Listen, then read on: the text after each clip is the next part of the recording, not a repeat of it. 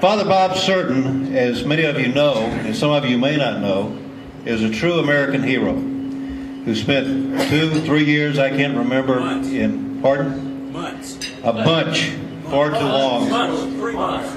As a prisoner of war, part of that time in the famous Hanoi Hilton. With that being said, Bob, we'll turn it over to you, and thank you for doing this today.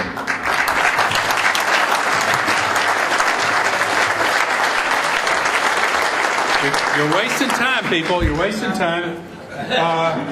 It's good to be on this side of the table. I usually have to sit way back there, and some people sat behind the post on purpose. This is what I do now, but that was just a teaser slide. When I asked Pat if we were going to observe the 40th anniversary of the end of the war in Vietnam, he said, "When is that?"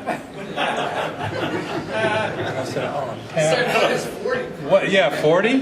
40? He wasn't that old.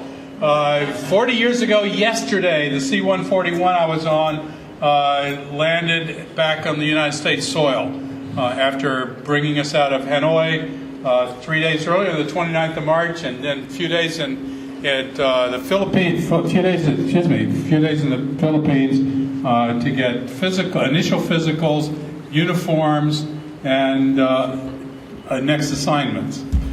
So then we got back to the States, landed in Hawaii, California, and then over to Scott Air Force Base. Now, just for those of you who don't remember this, like this young man over here, 1972. You will remember, those of us who were in this dogfight, will remember that on October 26th, Secretary of State Henry Kissinger came back from Paris and announced that peace is at hand. That an agreement had been substantially reached among all the warring parties in Vietnam, and it would be signed soon. What happens the week after October 26th every 4 years? A presidential election. And this is what it looked like. Richard Nixon, took all the red ones. And George McGovern took both the blue ones. That is Massachusetts and the District of Columbia.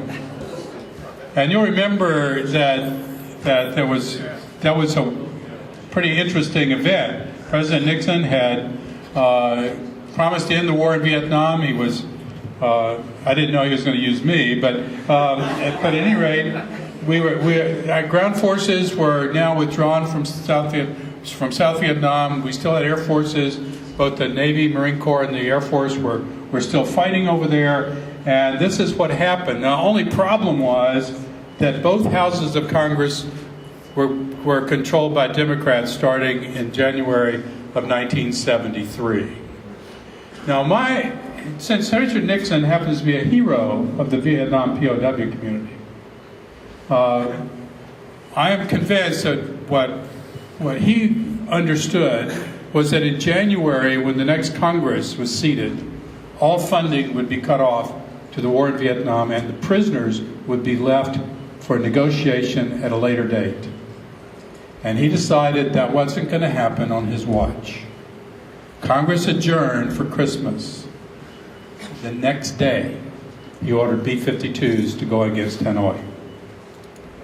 The next day was, the day that order came down was the 15th of December, 1972. My crew had been on Guam flying G-model B-52s for 4 to 5 months. We were 2 weeks past our rotation date, and our final rotation date was 18 December, 1972. And on the 15th, they announced rotations were canceled. And all combat missions for Saturday and Sunday were canceled. And our crew thought, well, maybe Kissinger was right. So we found a crew truck with keys in it, and toured the flight line, drove out to the flight line, and instead of airplanes being prepped without weapons to fly back to the United States, every airplane was being loaded to the maximum with fuel, water, and 750-pound bombs. How many of you knew that B-52s burned water? Oh, good. A few of you do. KC-135 pilots know about that. Yes, we burn water. In order to get off the ground, we injected water into all 8 jet engines, and that improved the thrust by about 30%. And at Guam, that was very important because the runway was a sway-back runway, and it was only 13,000 feet long.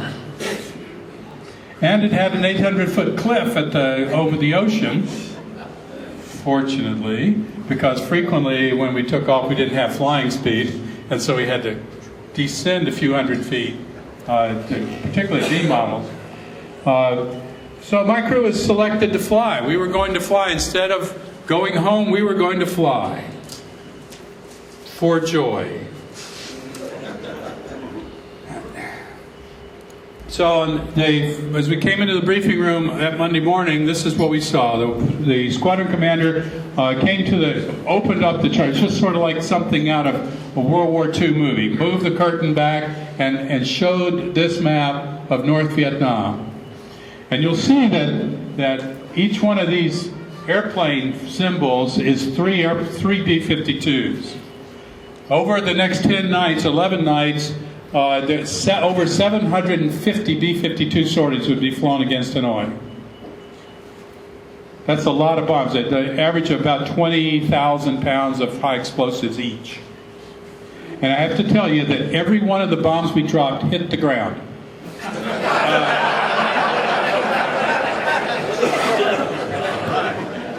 We never missed.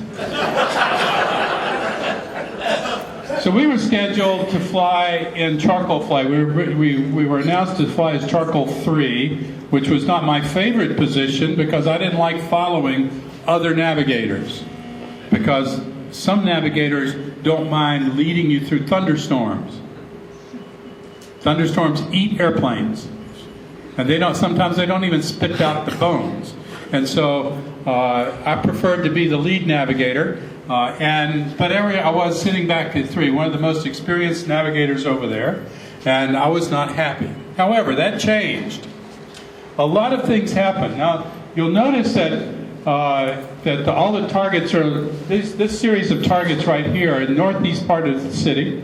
They're a railroad marshalling yard, and we were going to be bombing those railroad yards, following all of these other airplanes with these aircraft here behind us, 2 cells behind us. So we were a wave lead of the 3rd wave coming against the rail yard here. Some D models out of Vietnam, out of Thailand came in through here. Just to explain a few things on the chart, see the solid arc lines? That's the lethal range for surface air missiles, SA-2 missiles. And so from here all the way back out to here, we were going to be in lethal range. This line, this heavy dotted line up here, is the early warning radar for China. China border, you can see way up at the top in the hash mark lines up here. And so, and notice we're coming in from the west. I told you we came out of Guam. Guam is not in the west. Guam is way over there someplace. And so we would be crossing over northern part of South Vietnam into Laos, turn north in Laos and head up to be west of the city and then come across from west to east. When we got to this point here and turned down range towards the target, we would enter a 90-knot jet stream tailwind coming in, which was kind of nice because we were a pretty slow airplane. We only flew at 490 knots. And so they gave us another 90 knots of tailwind. Only problem with that was that when we did this post-target turn, 2 things would happen. One is when we went into our bank, we would blank out our electronic countermeasures, and the other is we'd turn nose into that jet stream and lose 180 knots of ground speed right over the SAM site. Not good. The mission was planned by some colonels in Omaha.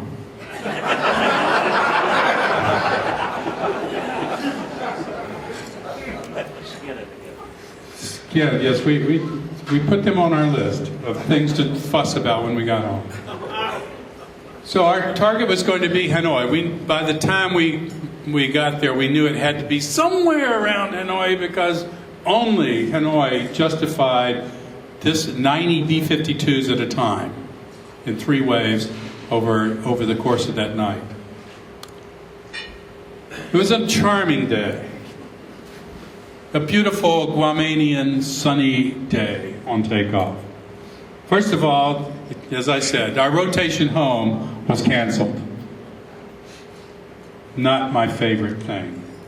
Secondly, as we were lined up on the taxiway, ready to enter the active duty runway, I was out of my seat, downstairs in the black hole, as we call it, checking on some instruments downstairs, and the airplane started swaying around.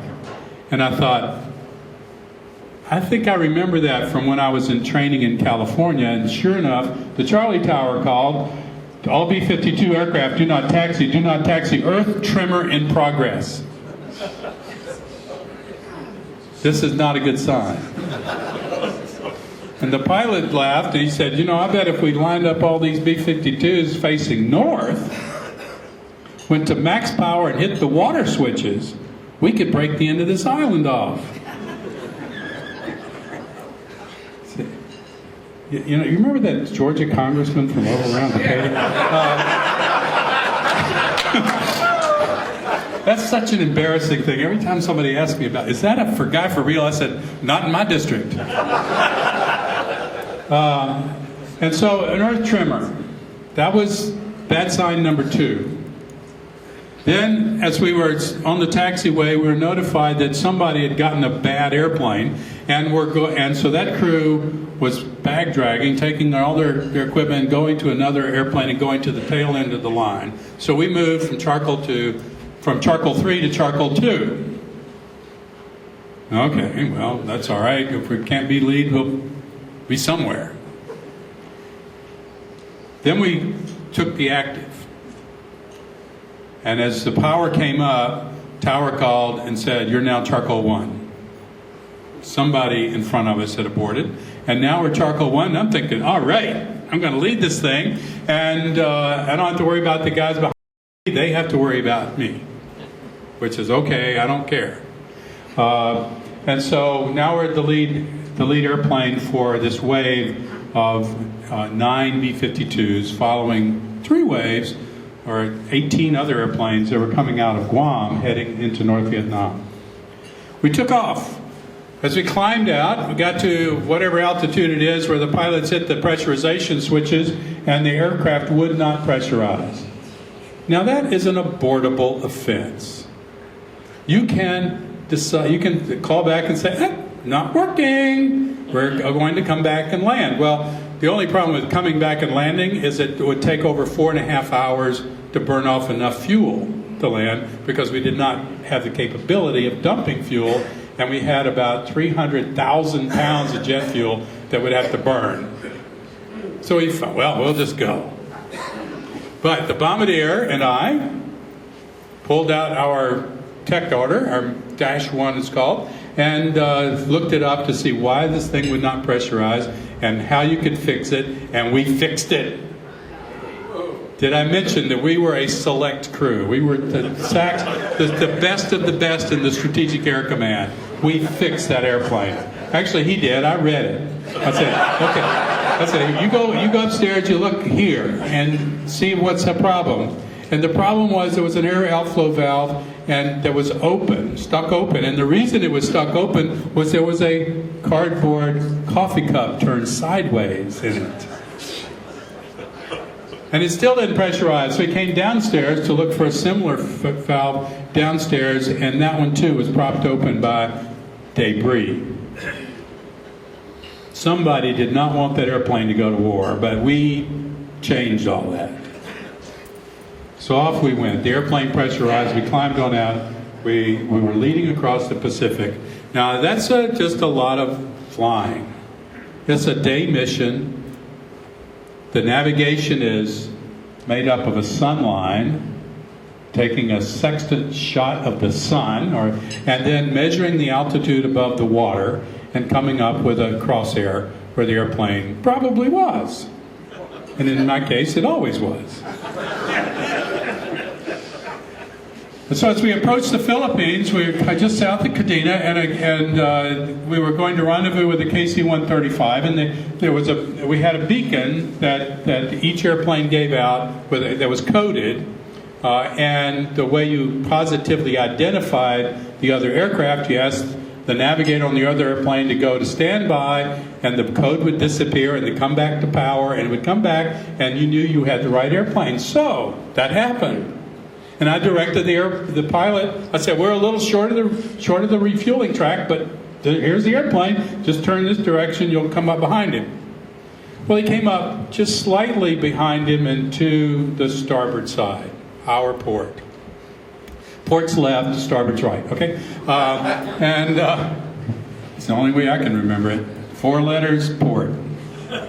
Left has 4 letters. That's how I remember. And so the pilots of the 2 aircraft were talking, and my pilot was saying to the other pilot, you need to speed up a little bit. We're slowing down. We'll pull over behind you. And no matter how slow we went, this airplane, this KC-135, stayed like it was glued out the left side.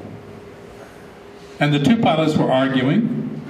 And then the KC-135 pilot said, well, we're at the refueling track, we're turning down track. And I said, I said some things that I probably can't repeat here, but I said, the next thing I said was, Bombardier, give me 50 miles on the scope. Crank it out to 50 miles, and there was another KC-135. We were talking to him. We were looking at him.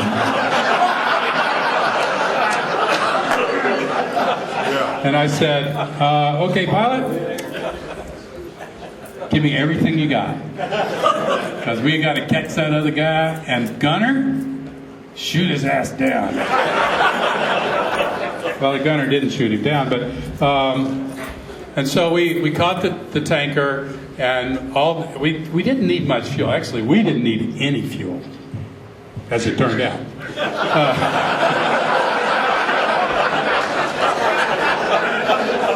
There's nothing more useless than fuel on the ground in the tanks, and or when you're on fire.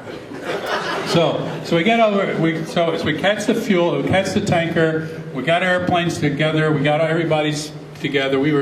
And then we come off the tanker off the Philippines and head to South Vietnam. And just as we crossed just below the DMZ, there was a compression point where all these 9 airplanes were to move from 5-mile separation to 1-mile separation. So we were in the process of doing that, and the 2 cells behind us, the 6 airplanes behind my 3, discovered that the genius colonels in Omaha had scheduled them to be at the rendezvous point at the same time, at the same altitude. So I said to the pilot, give me about more power. Let's get out of this conflagration. And everybody had to turn their lights back on, their electronics back on, in order to find each other, do S-turns, and to get into line, which they all did. Then we head north through Laos. Now here we are, heading through Laos, and way up in the front, 18 airplanes forward, was a wing commander flying in the jump seat. And the wing commander told the co-pilot, who's a friend of mine, to call back and get a fuel status report on all these 19 airplanes, all the 21 airplanes. And I'm thinking, that's the dumbest thing I've ever heard. And the pilot's saying, no, don't do it.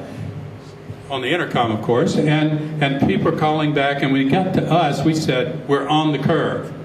Now, the reason we didn't like doing this, it was in open frequency. We were heading north in Laos, and we had 210,000 pounds of jet fuel. There's only one airplane that had that much fuel, and there's only one place we'd be going heading north through Laos. It was too far to Beijing. So it was like announcing, here we are, guess where we're going, and count us. As we talk, you can count us. You don't even have to see us on your radar set. You can count off the number of airplanes that are coming to your city. So that was not a good. My write-up list was getting longer and longer and longer. Then we entered that jet stream. And as we turned downstream, and I double-checked my timing one more time, it was clear to me that after 8 hours and 20-something minutes of flying from Guam, with all of this stuff, we were going to be exactly, to the second, on time. I told you I was good. Unfortunately. So, and we had a great radar system. The bombing system was the best we had seen in all those 100 missions that I'd flown. My bombardier was an old guy. He was 38. He had flown several tours before I ever met him. We were on our second tour together, and we had this wonderful bombing system. We identified the target. We identified offset aiming points. There was no drift in the crosshairs. Exactly to the second, on time, everybody was coming through this thing, and everybody was going to get target bombs out on target. 15 seconds to go on the bomb run, we opened the bomb bay doors.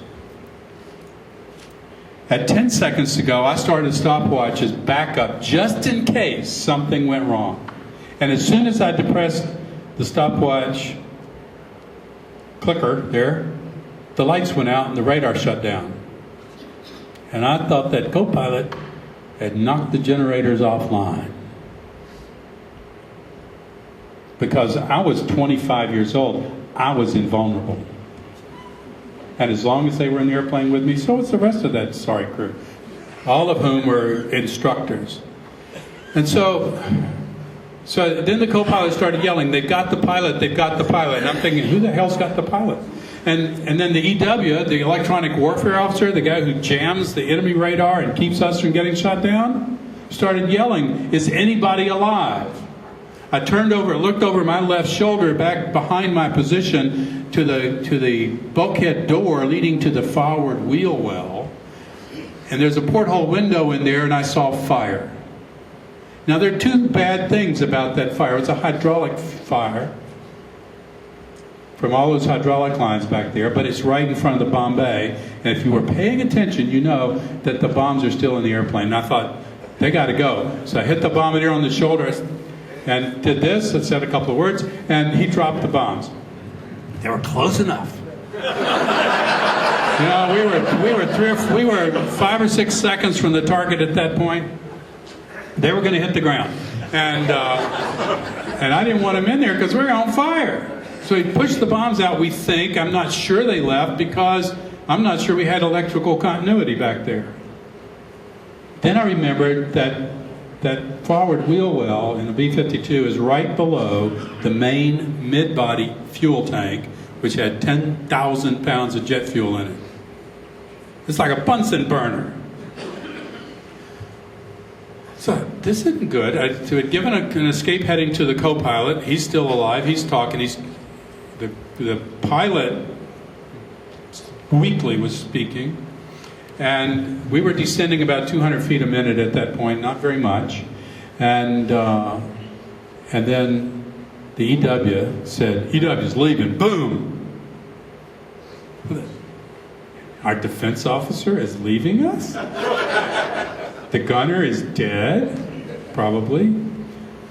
So I look around, I said, we're on fire, we're over Hanoi, the pilot's dying, the engines we probably lost 8 engines, at least 4, if not all 8. Crew members are departing the airplane, it's time to go. So I stow my stuff, get into position, get in and go through all the sort of mental rehearsing of the emergency egress procedures. Almost did it wrong, changed, did it right, pulled the handle, and I thought the seat had failed because my panels in front of me were going up at about this speed. And according to the tech order, it takes 1/10 of a second to get out of that airplane. That's the funny thing about being in shock. That's all it took. But it seemed like it took a minute. And zoom, the pilot, the bombardier told me later, he saw my helmet disappear below the airplane. He waited around to make sure upstairs crew members didn't have to come down, jump out through the hole I left in the floor, because that was his job. And so it fell out, exploded out the bottom. A second later, the seat kicks you out of it, throws you away from it, arms the parachute, and I was swirling around all three axes. 35,000 feet in the air, 55 degrees below 0 centigrade, in my very first parachute jump. It was also my very last parachute. So my first thought was, I've got to get stabilized in this fall, because if I don't, when the parachute opens, I'm going to get wrapped up like a cocoon and fall on the ground. And I don't want to do that. So I got stabilized. 15,000 feet, passing 15,000 feet, the parachute opened. Now this is what a SA-2 missile looks like. 30-something feet long, and looks kind of like a giant telephone pole. But missiles do not hit airplanes. Missiles blow up. Missiles are like shotgun shells. They get close enough so that when they blow up, there's a bazillion little pieces of very hot shrapnel coming at you at 1,800 feet per second. And a jet engine sucks one of those things in there, that jet engine is dead. If it cuts through the skin of the airplane and cuts a hydraulic line, it's still hot enough to start a fire. If it cuts through and hits a crew member's mortally wounded. So that's what got it. Not one. But wait, there's more. Two. Two of these puppies got us at the same time. Wrong thing here. All right. Okay, out on the Gulf of Tonkin, the KC-135 was in a refueling orbit, waiting for fighter aircraft and others to come out to him when they needed fuel. That pilot, one of those KC-135s was piloted by my brother. Yeah, oh wow. And so he sees the airplane blow up and go down 90 miles away. And he knew I was supposed to go home that day. But he told me this 20 years later. My brother's not a real good communicator. And so he saw it go down. He was flying out of Takli in Thailand. He got back to his base after the mission, went into intel to find out if they could tell him who was on the plane. They chased him away. The next day he was in a mission briefing to leave. The squadron commander called him out and told him, Neil, I got good news for you. Your brother's a prisoner of war. He said he almost hit him. And somebody grabbed his fist and held him back, and the squadron commander said, why? What's wrong? He said, he just got shot down last night. This is no way to notify me. He said, oh my gosh, I thought he was an old MIA who had just been identified. You have to go home. Brothers are not allowed to be over there. But see, we were both temporary duty, so we didn't count. Ever. So that was the Robert Strange McNamara's mathematics. If you were in temporary duty, you weren't there. Not as far as Congress was concerned. So he refused to come home. He did not come home until the first release of POWs. 10 B-52s were shot down over the city of Hanoi. 5 more were damaged to the point they could not make successful landings. But they got into Thailand or over friendly territory, ejected, and were rescued. One crashed at Utapao, Thailand on landing. They had engines out on 4 engines, I think, on one side out. So they were asymmetrical. They tried to do a go around and came over and crashed into just beyond the end of the runway and lost 5. This airplane on the 26th of December crashed in a lake in the middle of Hanoi, and CBS Amazing Race used that as a checkpoint a couple of weeks ago, which caused all kinds of nasty letters to go to CBS. They issued a public apology, and then my airplane crashed out in the village and built this monument, since I was the first one they shot down, ever. Well, not really ever, but the first one where the crew was captured. There was one earlier at Vin. Okay, by morning, 2 B-52s were down, 6 crew members, 2 from mine and 4 from the next one were captured, and we had been interrogated all night, and by early afternoon were taken in front of the International Press Corps. That's me on the left. I was young then. And people, my wife said, "You didn't look happy." I said, "I hadn't slept in hours." Plus, but I was really bubbling with joy in this picture because there was an international press corps. There were Europeans in there with cameras. There was also Joan Baez and Ramsey Clark there, but that's another story. And when I saw all those round eyes out there, I thought, they can't mess with me. I'm alive, and I'm going to stay alive because now that my picture's taken, and they're not going to kill me, no matter what I do. So that was kind of cool.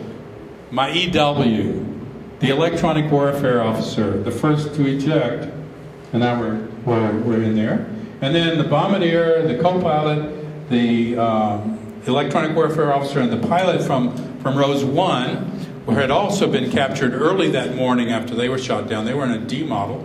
And so they brought this 6 people, basically one crew from a B-52, to show off because they were so proud of what they had done. Over 750 B-52s went against Hanoi. They shot down 15. Not bad, unless you're one of the 15. Hanoi Hilton. This is what it used to be like. It's not there anymore. When we came in, they brought us through the main gate up here, and I was interrogated in a room right about here, and was kept there for a couple of days. Alex Alexander, the bombardier from the second airplane, was put in with me as a cellmate. But we had to move out of that after a couple of days because the door fell off. Well, some guy in a fighter dropped a bomb on a anti-aircraft gun about a block away, and the under pressure from that bomb explosion ripped that door right off, boom, right onto the ground. They came in with their AK-47s yelling at us. We're just taking a nap. We said we didn't do it, and we're not trying to escape. Fernando Alexander was a 6'2" African American, and I was a 5'9" albino redhead. Neither one of us were going to pass if we left the gate. We were safest inside. So they didn't have to worry about the two of us going anywhere. We were not going anywhere. So they moved us from there into here. This is the Heartbreak Hotel section. It's a 2-man cell, nasty little place. And for there about a week, and then as they start bringing prisoners in from outlying districts and more B-52s were shot down, then they had to move us to a bigger cell, and we were in the Hilton about a month before mid-January when they started reorganizing an order shoot-down day. The Plantation was the third prison in Hanoi, and the theater was where that press conference was. This is the theater, the prison where John McCain was showcased when he was a prisoner, and all those with all those broken limbs and stuff. And this is where they took the collaborators when they set them free. This is the zoo where we wound up at the last 60 days we were there. And that really is a swimming pool there, where it says pool. It was just that you wouldn't want to get in it. And there were walls around all these buildings. And we were first moved into the pool house, then to the stable. We were just cleaning it up for repopulation, and then wound up in the pigsty, which my mother probably thought was sort of the right place. And then that's what it looked like about 5 years ago. It's sort of like what it looked like 40 years ago, too. The last day, before release, the international press came in with the 4-Power Commission, and this picture was a defiant picture. It was taken by David Hume Kennerly, who was a Pulitzer Prize-winning photographer from Vietnam, who covered Vietnam, and also was the White House photographer in the Ford administration. Yeah, that's me, the one that looks like my head's aglow. Here. Do you see the halo? And the reason we were doing that was because the North Vietnamese hated it when we did anything military. And so when we knew the International Press Corps was going to come in, we decided that what we will do when the gate opens and they start flowing through, we're going to fall into military formation in the courtyard. Senior ranking officers on the front, everybody in order of rank, lined up behind them by cell. The camp commander went berserk, but he couldn't show it because the Army had caught a colonel out of central casting who was about head and shoulders taller than anybody born in Vietnam, and was standing there, and the colonel says, "Send the men to their cells." So we all marched in and stood at parade rest at the end of our bed boards in our finest clothing. The guy with his back to you actually had a bed. The rest of us were on boards, and of course he was a zoomie. You know what that is? He went to the Blue Zoo in Colorado Springs, and so then the next day was release day, the 29th of March, 1973. Here's what happened. The treatment wasn't bad. People say, "Well, it must be terrible memories." I said, "Did you ever hear a few years ago about the cabbage soup diet?" This is where it came from. Treatment was what it was. The morning after Ho Chi Minh died in 1969, the torture ended. There was still some difficult treatment, so a little bit of abuse. I was beaten a few times, but not roped the way that the old guys were, not tortured. I was interrogated many times over the first several weeks. There was always threats of greater harm. During the first phase of interrogation, they would say, "If you don't tell us what we want to know, we'll take you where the B-52s are bombing." And I was thinking, no, you're not. You don't want to leave the door. You don't want to go outside. You're not giving me the keys and a map. So I know you're not taking me where the B-52s are bombing. And they made propaganda films of us. The hygiene wasn't really great. In fact, the pilot that flew me out of Hanoi told me years later that we smelled like the Dickens. But we've been eating cabbage soup for 100 days. Living conditions were not sanitary. They were dirty. Rats would come in at night, crawl on us. The food had little black specks in it, whatever that was. You don't ask some questions, you can't handle the answer, right? Breakfast was a half a loaf of French bread and powdered milk from Poland, and lunch and dinner were the same thing. Half a loaf of French bread, a bowl of cabbage soup, sometimes with fatback in it, and some weak hot tea. The fatback was not cooked really well, so I did bring home a guest with me. You know, poison intestinal parasites, the poison will kill the host. Yeah, they said, yeah, it will. And so I said, be careful with it. Thank you, doctor. Okay, Repatriation Day was the 29th of March, 1973. That's Geelong Airport. That's me, in the middle, kind of smiling, kind of scrawny, 140 pounds at the time. And then 40 years ago yesterday, we landed back stateside at Scott Air Force Base. Now, my life has been pretty good. My wife, I was married 6 weeks before I went to Guam, is still married to me, mostly because she's too stubborn to admit that she made a mistake. And we've been together 40 years now, and almost 41. Came home, went to seminary on active duty. That was my good deal for living. And served as a chaplain in the Air Force, active duty, till the fall of 77, in the reserve till I retired in 99. We have a son, a daughter, son-in-law, and 2 grandsons, and their grandsons are our reward for not killing our children.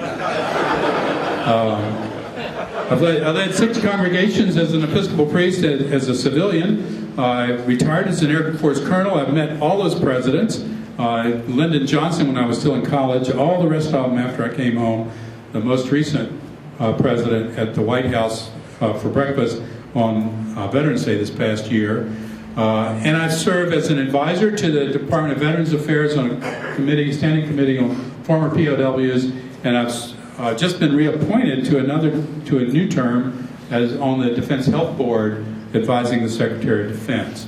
And now I'm the executive director of the Military Chaplains Association. A career high point for me was this. That's the the Canterbury pulpit in the Washington National Cathedral, and the coffin sat of former President Gerald R. Ford, who was a friend and a parishioner in California. Told the story in Unchained Eagle, which Bob picked up in its second printing by Babcock, and is told with me as in this novel, raucously nasty, trashy novel called. I tried to get him to take the nasty words out of it so these teenagers could read it, but he insisted on using the actual words he used in Vietnam. But Bob published that one too. I just kept trying to say, CK, please don't call me a collaborator, because Vietnam POWs don't like that word. Call me a consultant. Call me anything but a collaborator. All right, so both those books are out there, and Bob can get hold of them for you. And so that's who I was and what I did, and it's 5 minutes after 1. Am I done? Questions? Nobody has questions because they want to get out of here. Tell them what you do now. What I do now? I retired from parish work in 1st November and took on the task of executive director of a nonprofit organization called the Military Chaplains Association. It's been around since 1925. Was chartered by Congress as the voice of chaplaincy in 1950. We represent chaplains of the Army, Air Force, Navy, Veterans Affairs, and Civil Air Patrol. And our membership is made up of chaplains from all the services, as well as associate membership is open to anybody who supports chaplaincy in the armed forces. So if you've had a good relationship with a chaplain during your military service, and you're welcome to join and contribute, or just contribute. If you had a bad affiliation with a chaplain, then you can contribute so I can help make it better. They wouldn't let me pass the plate, but I do have a commercial. Okay. Okay, hey, let's thank them.